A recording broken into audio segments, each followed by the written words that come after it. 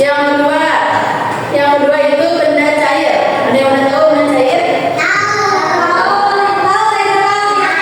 Kalian sering dengar air? Ya betul. Itu benda cair ya. Nah, contohnya benda cair. Nah, benda cair itu adalah benda yang memiliki bentuk cair.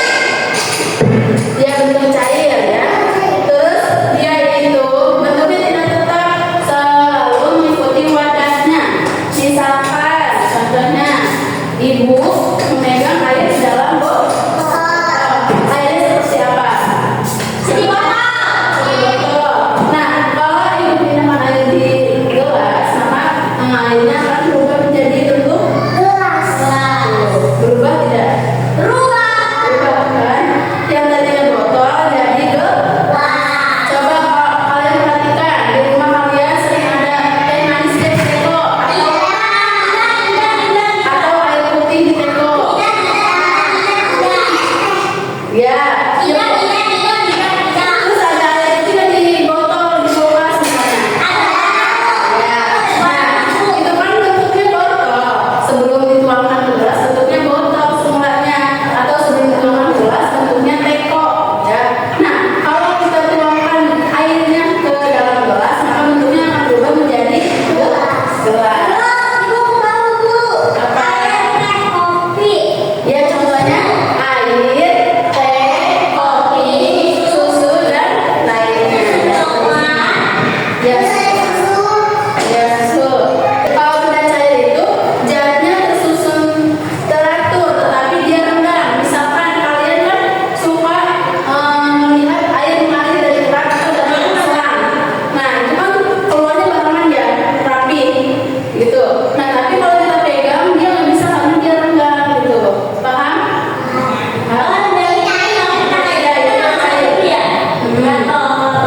Ya, nah kalau benda gas itu dia mengikuti wadahnya juga, tetapi dia zat penyusunnya tidak teratur dan saling berjauhan. Misalkan contohnya itu ada apa nih contohnya ibu udah nulis?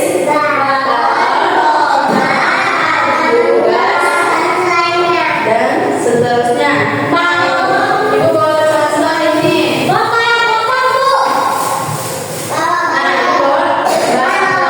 Galon ini isinya udara. Nah, udara itu termasuk benda gas ya.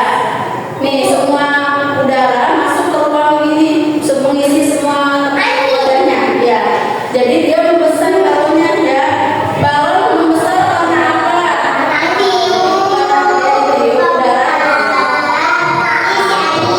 Ya, bisa diisi air. Tapi lebih umumnya balon ditiup ya. Kalian sering kan lihat balon di pesta ulang tahun atau di hajatan, ya kan? Nah, itu ditiup.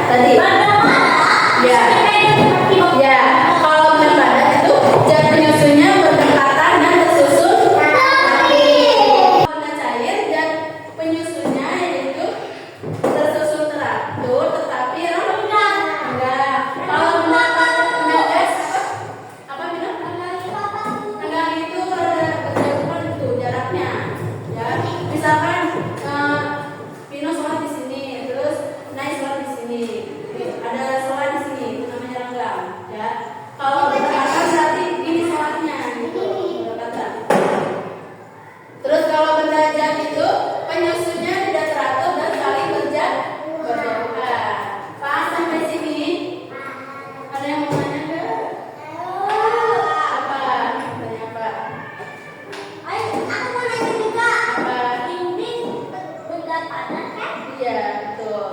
Benda padat. Kursi benda padat.